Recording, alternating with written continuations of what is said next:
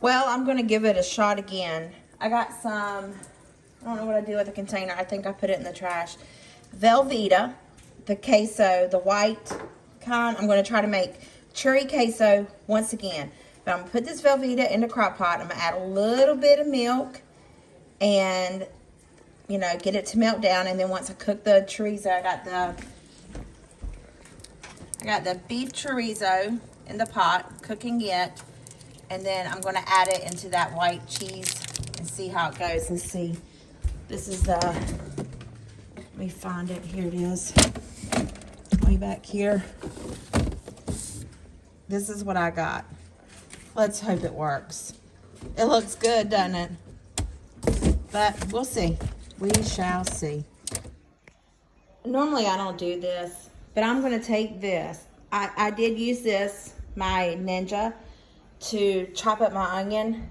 I don't mind my onion being this fine, especially whenever I'm making guacamole, pico de gallo, or putting it in my hamburger meat. We're having taco stuff today, so I'm not really recording. But some of the onions are big, but that's okay. That's probably where I've tried doing it on my own. But majority of it is like really, really fine, and I am completely fine with that. So I'm just going to let this continue to cook down and let it cook the onions. But I don't mind the onions being that size at all. So now what I'm going to do is I am going to put my avocados, I'm going to cut them and put them in there and see how they turn out for guacamole. Talk about the perfect avocados. Look, this is the only one that has like a little bad spot, and I think this was the other half of it, but they are absolutely beautiful. Okay, they're going to go in there. Let's see how it goes. I packed it pretty full. Well, you can't really hear anything because it's so loud, but I will say once we put the lime juice, you'll see in the next video, it went pretty smoothly. Turned out beautifully though. Caitlin suggested lime juice. Let me squeeze some lime. I bought all these limes and they're like rocks. I'm going to put them in the microwave. Rachel Ray says put them in the microwave for a few minutes, so I'm going to put them in the microwave.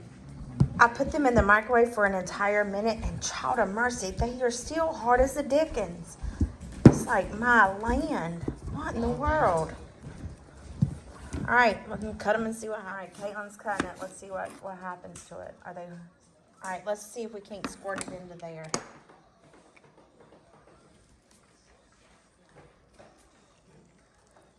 Oh, hard.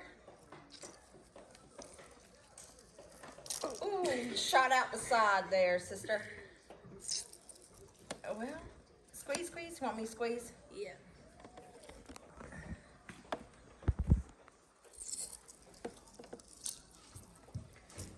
Oh, I would love to get that pulp in there. Maybe I can like scrape it out with a spoon or something. We'll do. Whoops.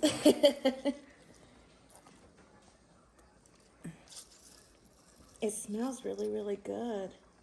All right, let's do another one. These things are hard. Why are they so hard? Maybe I should. The bag, I was going to get a bag of them, but child of mercy, they wanted $4 for it, and they were like a quarter, size of a quarter.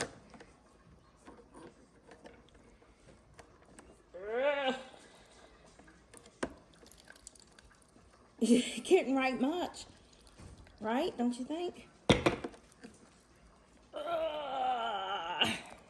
Boy, I tell you, I'm on my tippy toes. I need a lower countertop. All right, let's just smack this lid back on this puppy and see what she does.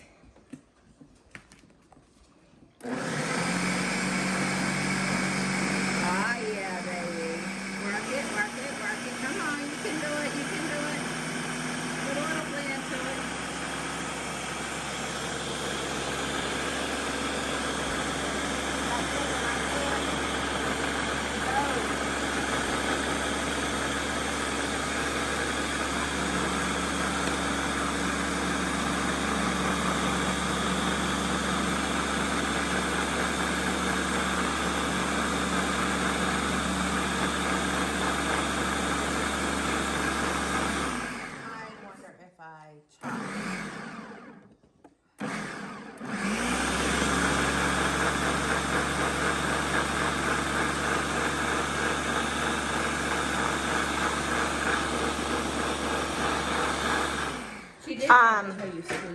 Well, this is what happens when you squeeze a little hard.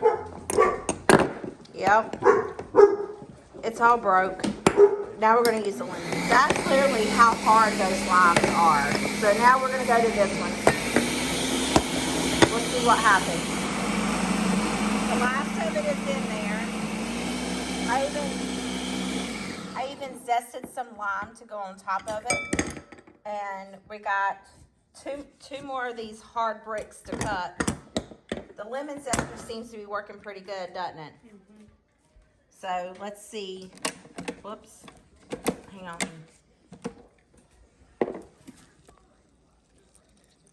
Yeah, that works much better. Gosh, these things are hard. I put them in the microwave for 1 minute. They're warm. But this looks so smooth and creamy. I can't wait for it to see how it turns out. Ooh. So it's an Easter egg hunt. Kate, can you see that? Caitlin used this to like chop down the avocado.